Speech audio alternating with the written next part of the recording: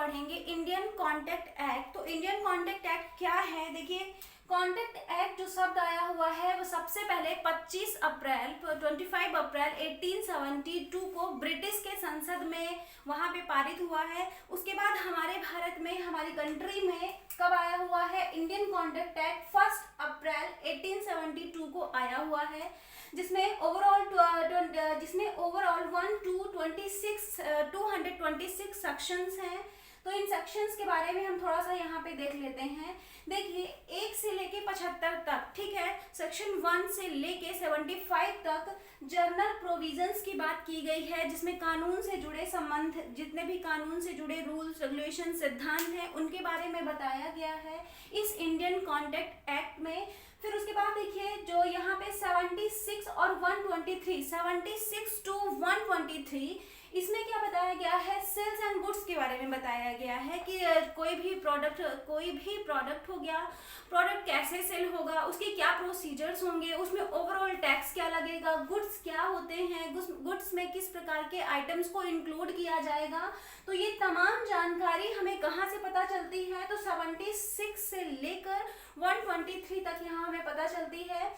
और इसके बारे में ये जो हमारा ये 76 और 123 है, इसी में आया हुआ है जीएसटी। इसी में क्या आया हुआ है? जीएसटी। और जीएसटी के बारे में मैंने पहले ही बता दिया है आप लोगों को। फिर उसके बाद देखिए 124 से लेकर 147 में यहाँ पे बताया गया है इंडेमनिटी और गारंटी के बारे में बताया गया है। और 148 से लेकर 181 में बेलमेंट और प्लेस के बारे में बताया गया है। फिर 182 से लेकर 238 तक एजेंसी के बारे में बताया गया है इंडियन कॉन्ट्रैक्ट एक्ट में। और उसके बाद देखिए यहाँ पे 239 से लेकर 226 तक पार्टनरशिप के बारे में बताया गया है कि पार्टनरशिप क्या है, कोई भी फर्म पार्टनरशिप किस तरीके से एस्टैब्लिश कर सकती है, पार्टनरशिप में मिनिमम मैक्सिमम मेंबर्स क्या होंगे। तो इन सारी बातों के बारे में कहाँ से पता चलता है? तो ये यहाँ से पता चलता है 239 और 226 में। और हाँ, यहाँ पे हुआ क्या है कि जो ये 1 से लेकर 266 तक पूरे ओवरऑल सेक्शन है यहाँ पे, तो इसमें एक प्रकार का संशोधन किया गया है 1930 में। सेल्स और गुड्स को हटाकर एक अलग से अपना इनका लेजिस्लेटिव बना दिया गया है, और जिसके बारे में यहाँ पे गुड्स और सेल्स के बारे में ओवरऑल हमें जानकारी मिलती है। फिर उसके बाद देखिए 1932 में इस पूरे लेजिस्लेटिव को हटाकर एक अलग लेजिस्लेटिव बना दिया गया है, जिसमें पार्टनरशिप के बारे में बताया गया है कि पार्टनरशिप डीड क्या है, मिनिमम मैक्सिमम मेंबर्स। तो मिनिमम मेंबर्स क्या होंगे? मिनिमम मेंबर्स 2 होने चाहिए किसी भी पार्टनरशिप के लिए। अगर पार्टनरशिप कर रहे हैं तो मिनिमम मेंबर्स कितने होने चाहिए? 2 होने चाहिए। मैक्सिमम मेंबर्स कितने होने चाहिए? तो नॉर्मल कंडीशन में मैक्सिमम मेंबर्स 20 होते हैं, और बैंकिंग कंडीशन में जो हमारे मैक्सिमम मेंबर्स होते हैं वो 10 होते हैं। ठीक है, यहाँ पे मैं लिख देती हूँ। नॉर्मल केस में 20 होते हैं, और बैंकिंग के कंडीशन में मैक्सिमम मेंबर्स कितने होते हैं? 10, और मिनिमम तो 2 होंगे ही होंगे। ठीक है, ये बात हमें पता चलती है 1932 में। तो ओवरऑल अभी इंडियन कॉन्ट्रैक्ट एक्ट में हमारा जर्नल प्रोविजंस, इंडेमनिटी, बेलमेंट और एजेंसी ही आता है। ठीक है, बाकी इन दोनों को यहाँ पे अलग कर दिया गया है। अब देखिए यहाँ पे जो मेन कॉन्ट्रैक्ट की बात की गई है, तो कॉन्ट्रैक्ट किस तरीके से होता है, कॉन्ट्रैक्ट क्या होता है, किस तरीके से हम आपस में समझौता करते हैं, तो इन पर थोड़ी सी बातें कर लेते हैं। देखिए किसी भी कॉन्ट्रैक्ट को लीगल बनने के लिए ये 3-4 स्टेप यहाँ पे बहुत ज़्यादा जरूरी हो जाते हैं। देखिए पहला क्या लिखा हुआ है कॉन्ट्रैक्ट के लिए? ऑफर। ऑफर का मीन्स क्या है? प्रस्ताव। यदि हम कोई भी कॉन्ट्रैक्ट कर रहे हैं, कॉन्ट्रैक्ट करने के लिए मिनिमम 2 पार्टीज का होना यहाँ पे जरूरी है। ठीक है, मिनिमम 2 पार्टीज का होना जरूरी है। तो 2 पार्टीज में एक पार्टी क्या करेगी? दूसरी पार्टी को ऑफर करती है, प्रपोजल देती है। ठीक है, दूसरी पार्टी को एक पार्टी द्वारा दूसरी पार्टी को ऑफर दिया जाता है और बताया जाता है, अपनी टर्म और कंडीशंस बताई जाती है। यदि सेकेंड पार्टी ए और पार्टी बी, पार्टी ए जो है वो बी को ऑफर कर रही है और बी उसे एक्सेप्ट कर लेता है। ठीक है, बी उसे यदि एक्सेप्ट कर लेगा तो क्या हो जाएगा? ये स्वीकृति हो जाती है, एक्सेप्ट हो जाती है, और ये हमें 2B में पता चलता है। ठीक है, पहली कंडीशन। फिर जैसे ही ए के द्वारा बी को जो भी प्रपोजल दिया गया था उसे एक्सेप्ट कर लिया जाता है, तो बी के द्वारा उसे प्रॉमिस दिया जाता है, ठीक है, प्रॉमिस किया जाता है, तो वो क्या कहलाता है हमारा टू बी।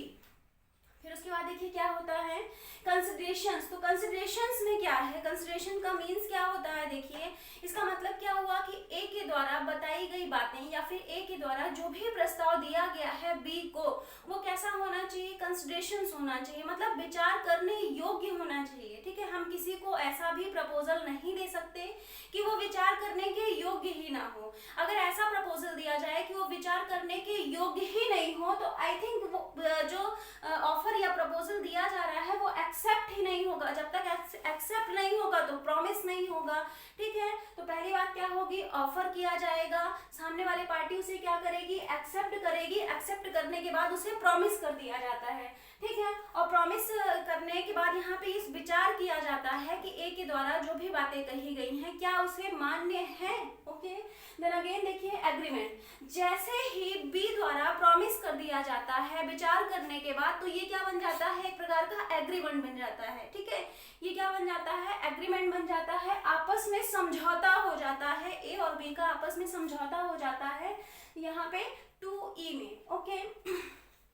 अब देखिए जैसे ही एग्रीमेंट में इनफोर्सेबल कंडीशन आ जाती है, जैसे ही एग्रीमेंट में इनफोर्सेबल कंडीशन आ जाती है और इनफोर्सेबल इंक्लूड हो जाता है, तो वो क्या बन जाता है, कॉन्ट्रैक्ट बन जाता है, ठीक है। कंडीशन क्या होती है कॉन्ट्रैक्ट बनने की, फिर से ध्यान से एक बार सुन लीजिए। सबसे पहले ऑफर किया जाता है, कैंडिडेट ए द्वारा बी को ऑफर किया जाता है, ऑफर एक्सेप्ट हो जाने के बाद वो उसे प्रॉमिस करता है, प्रॉमिस करने के बाद थिंकेबल होती हैं बातें, विचार की जाती हैं, फिर दोबारा उसे क्या होता है, एग्रीमेंट, ठीक है। जैसे ही ये प्रस्ताव पारित हो जाएगा तो एग्रीमेंट हो जाता है, और जो भी बातें एग्रीमेंट में कही गई हैं यदि वो इनफोर्सेबल है, यदि वो लीगल है। लीगल का मतलब क्या होता है, जैसे मान लीजिए आप किसी भी ऑनलाइन शॉप से कोई भी प्रोडक्ट ऑनलाइन ऑर्डर करते हैं और वो आपका प्रोडक्ट डिलीवर नहीं होता, आप पेमेंट कर देते हैं, तो आप उसके लिए तरीके से बता सकते हैं, आप लीगल तरीका भी अपना सकते हैं कि या तो आपके पैसे वापस कर दिए जाए या तो आपको प्रोडक्ट प्रोवाइड कराया जाए। तो इस तरीके की जो कंडीशन होती है वो इनफोर्सेबल होती है।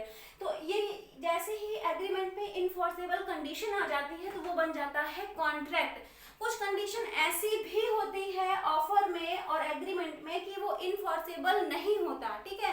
जैसे दो दोस्त बोल रहे हैं शाम को कि पार्टी करना है, तो ये क्या है, यहाँ पे इनफोर्सेबल नहीं है कि हम दोस्तों के खिलाफ क्या कर सकते हैं, एक्शन ले सकते हैं, लीगल एक्शन ले सकते हैं। तो यहाँ पे हम दोस्तों के खिलाफ लीगल एक्शन नहीं ले सकते। तो इस प्रकार जितने भी एग्रीमेंट्स होते हैं वो कॉन्ट्रैक्ट होते हैं, लेकिन सभी कॉन्ट्रैक्ट एग्रीमेंट नहीं होते हैं, ठीक है। देखिए यहाँ पे कुछ टोटल 10 सेक्शंस बताई हुई हैं।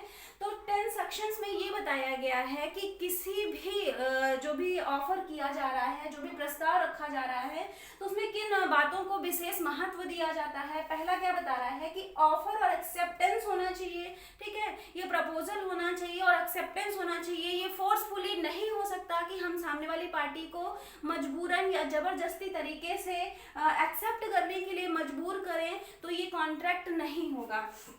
दूसरा देखिए क्या बोल रहा है, लॉफुल ऑब्जेक्ट, ठीक है। जिस भी पर्पस के लिए या जिस ऑब्जेक्ट के लिए टू पार्टीज आपस में एक साथ हो रही हैं, कांटेक्ट कर रही हैं, उनका ऑब्जेक्ट, उनका पर्पस, उनका उद्देश्य कैसा होना चाहिए, लॉफुल होना चाहिए, लीगल होना चाहिए।